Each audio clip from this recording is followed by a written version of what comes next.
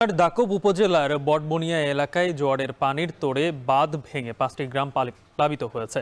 ভেসে গেছে ফসলের মাঠ ও মাছের ঘের। এ নিয়ে আরো বিস্তারিত জানাতে ক্ষতিগ্রস্ত এলাকা থেকে যুক্ত হয়েছেন তরিকুল ইসলাম। তরিকুল, হঠাৎ করে বাঁধ ভাঙার কারণ কি, আর এটি সংস্কারে কি পানি উন্নয়ন বোর্ড এখন পর্যন্ত কোনো পদক্ষেপ নিয়েছে?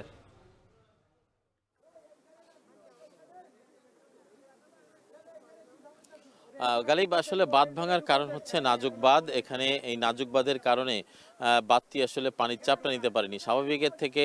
যেহেতু জোয়ার চলছিল এবং যেহেতু ভরা পূর্ণিমা রয়েছে, যে কারণে এখানে 6 ফুট পর্যন্ত পানি উচ্চতা বৃদ্ধি পেয়েছে। আর এই কারণেই কিন্তু এই এলাকার বাঁধটা আসলে ভেঙে গেছে এবং ভেঙে প্লাবিত হয়েছে। প্লাবিত হয়ে এখানে 5টি গ্রাম, আমরা যে পর্যন্ত যে খবর পেয়েছি, 5টি গ্রামে পানি প্রবেশ করেছে। এই আমার ডান দিকে যে এলাকাগুলো, মূলত এই এলাকায় পানি প্রবেশ করেছে এবং এটি আরও বিস্তীর্ণ এলাকা জুড়ে এটি ছড়িয়ে পড়েছে। এখানে ধানের ক্ষেত বা ফসলের ক্ষেত, এছাড়া মাছের ঘের, এই দুটোতে কিন্তু আসলে ক্ষতির সম্মুখীন হয়েছে। যদিও এই বাঁধটি বাঁধা যদি আজকে সম্ভব হয়, কারণ পানি উন্নয়ন বোর্ড এই মুহূর্তে, পানি উন্নয়ন বোর্ডের ঊর্ধ্বতন যারা কর্মকর্তা রয়েছে এই মুহূর্তে এলাকা পরিদর্শন করছেন। পাশাপাশি এখানকার যে স্থানীয় উপজেলা নির্বাহী কর্মকর্তা, তিনিও এলাকা, ক্ষতিগ্রস্ত এলাকা তিনি ঘুরে দেখেছেন এবং এখানে কয়েকটি পরিবারের মাঝে চাল বা অন্যান্য সামগ্রী তিনি বিতরণ করেছেন।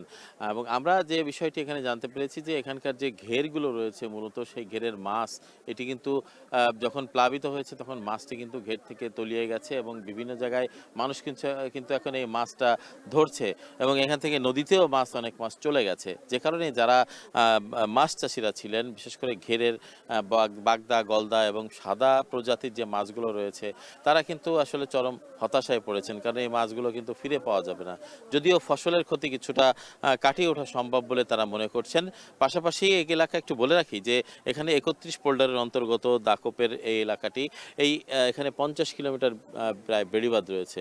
তার মধ্যে 15 কিলোমিটার বেড়িবাঁধই আসলে ঝুঁকিপূর্ণ এবং এখানে গতকাল রাতে 11টার দিকে হঠাৎ করেই এখানে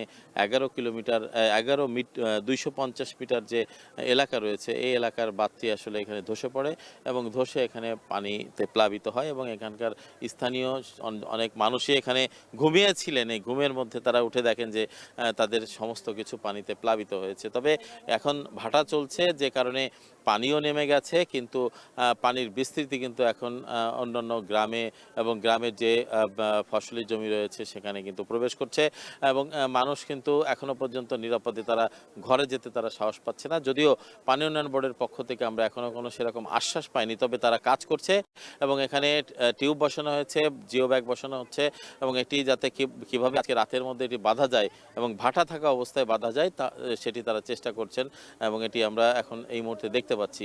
তো সব মিলে এই ছিল আমার কাছে গালিব, খুলনার দাকপ উপজেলা থেকে সর্বশেষ খবর। যুক্ত ছিলেন সহকর্মী তরিকুল ইসলাম।